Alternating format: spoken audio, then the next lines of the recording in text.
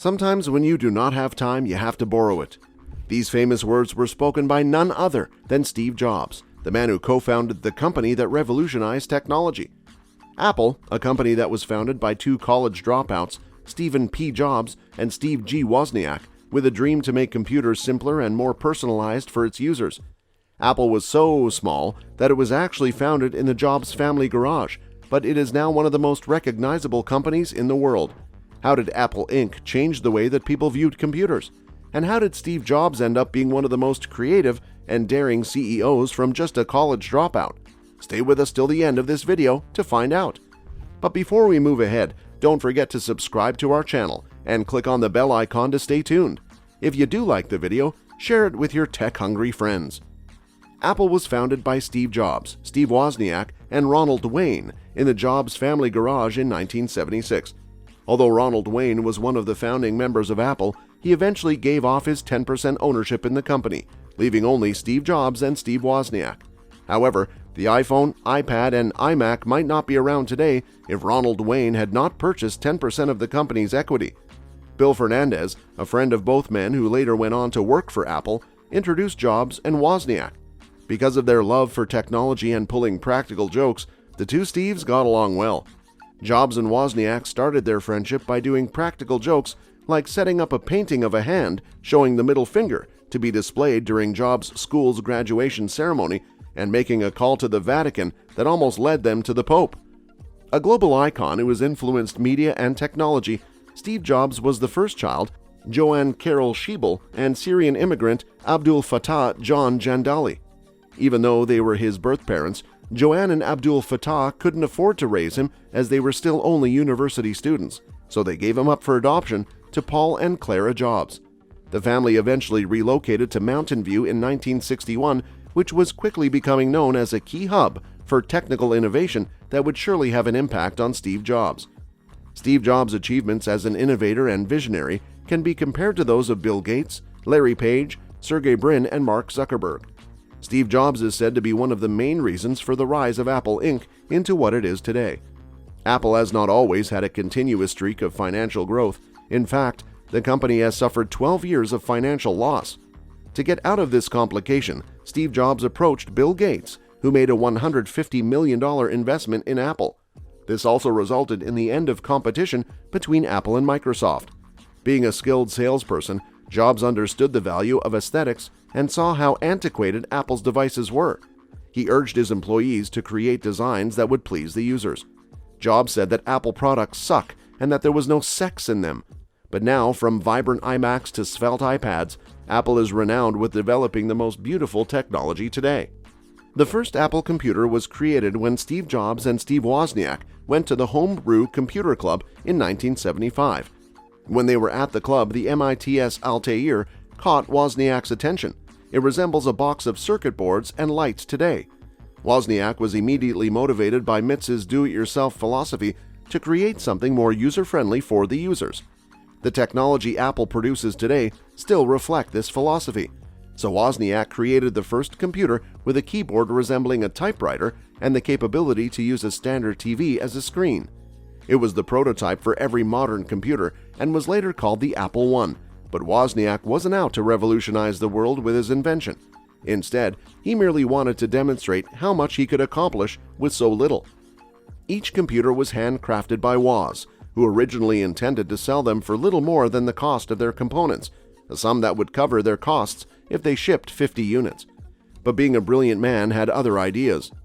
Jobs agreed to sell 50 computers to the Byte Shop in Mountain View for $500 each. This means that the Apple I sold for $666.66 after the merchant deducted its commission. The agreement was closed by the purchase order from Byte Shop. Jobs took it to Kramer Electronics and persuaded the manager to phone Paul Terrell, the owner of Byte Shop, to confirm the transaction. Terrell picked up the call, and as soon as he confirmed, the shop agreed to give Jobs 30 days' worth of credit for the parts.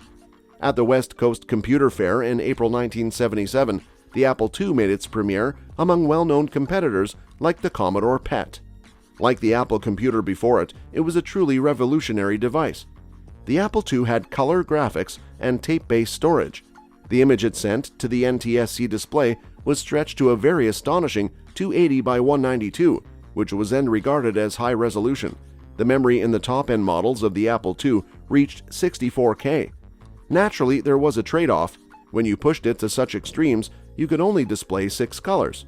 However, when you reduced the size to a more manageable 40 rows by 48 columns, you could display up to 16 colors at once. The problem is that the Apple II's $1,300 price tag wasn't actually supported by its specifications alone.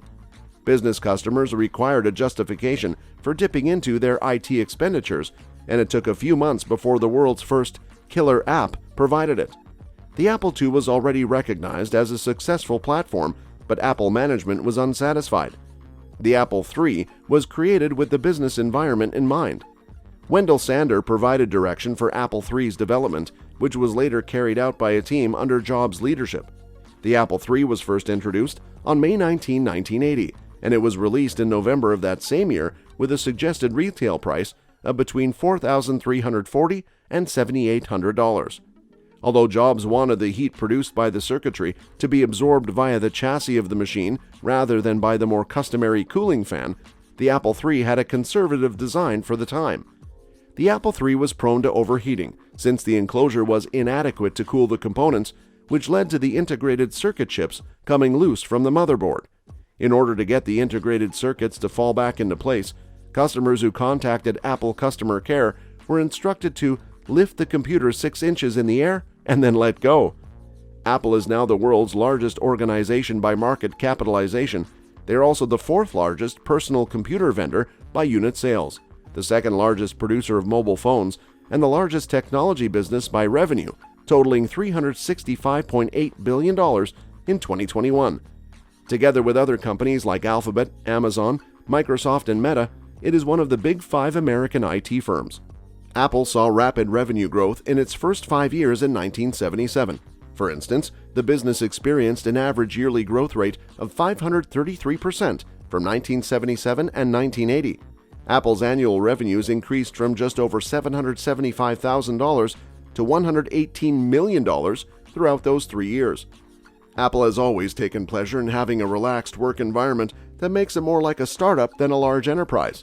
The business is renowned for supporting individualism and for having a strict culture of secrecy, especially when it comes to unique products.